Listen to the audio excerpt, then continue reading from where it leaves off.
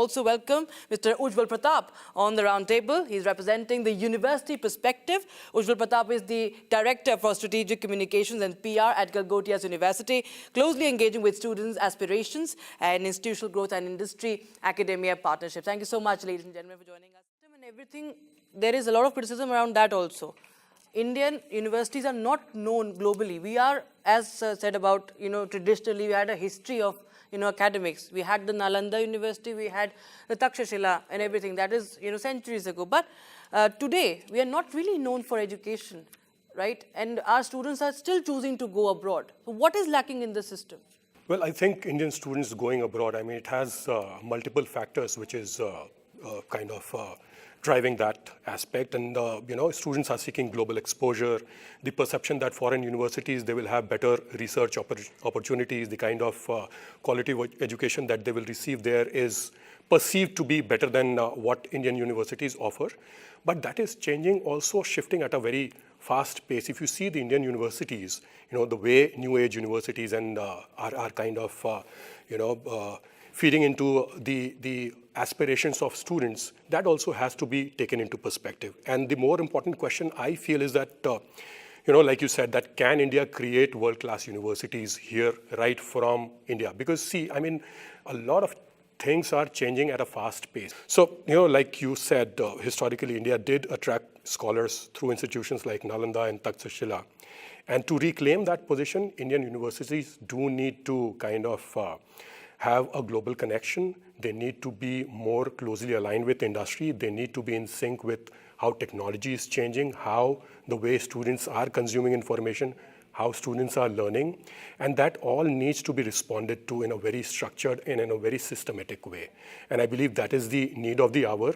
And many universities are already started to doing that. If you look at the pedagogy which universities have, if we talk about Galgotias University, we have kind of change the entire way our classrooms are structured.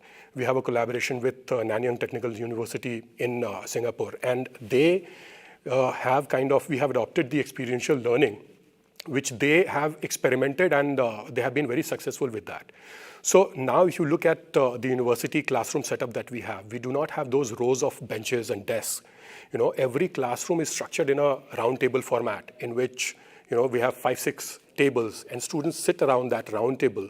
And the same device, which was the mobile device, which was kind of taking away their attention from what the teacher was teaching them, the faculty was kind of trying to convey to them, device is being used to enhance their learning capabilities. In real time, the teacher, the faculty, the professor is getting a feedback that by asking questions, and students have to respond to the questions which is being popped onto their mobile device.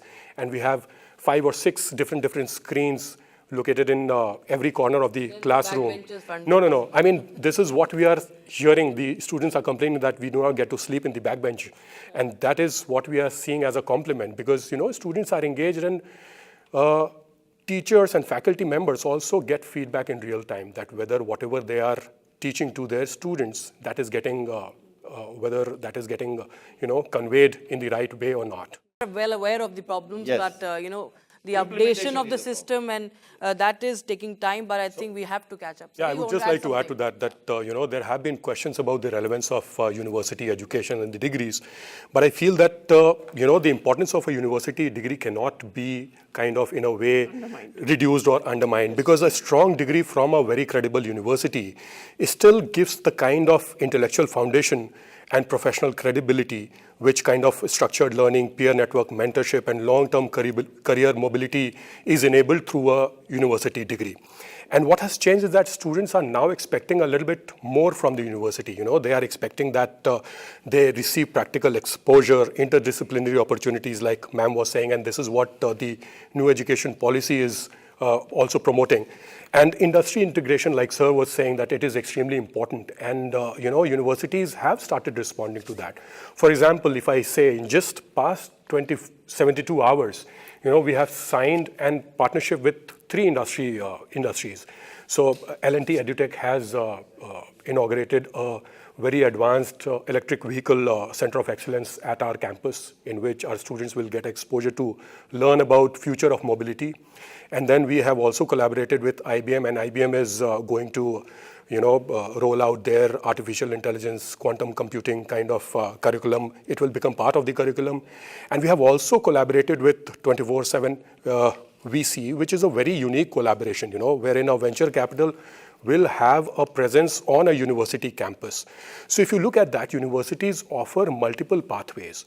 A student can opt to go through the traditional pathways of doing their degree programs, but at the same time, they also have the opportunities to look at different pathways, interdisciplinary pathways. If somebody wants to build a startup, a university ecosystem like ours provides them with access to, now with venture capital, mentorship. We have a in-house incubation program also, and I would like to highlight that about 135 startups are being incubated there. 30 are already generating revenues.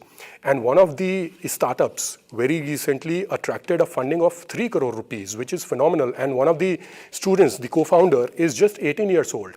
And the kind of access that they have received at the university, they had that idea, right? But the kind of access which enabled them to make their idea into a tangible company, into a tangible product, that was offered by the university ecosystem, which we have provided. We have collaborated with, very recently we acquired the NVIDIA GPU-enabled supercomputer. So students who want to experiment with artificial intelligence, who want to experiment with LLM models, now they have access to that supercomputing power as well, which itself is a very, very expensive resource.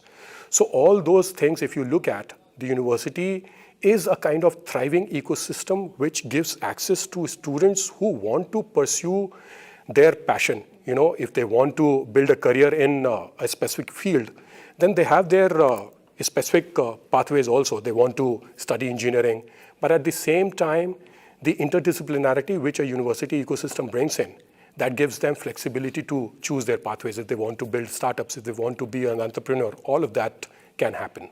Right. Let's see how it pans out. But as we come to the final round, and that is the rapid fire round of this roundtable, I'll just put across one question, and all of you can answer in one word or maybe a sentence or so. And Mr. Ujjwal Pratap, one thing that universities must stop doing. I would talk about what we should do more.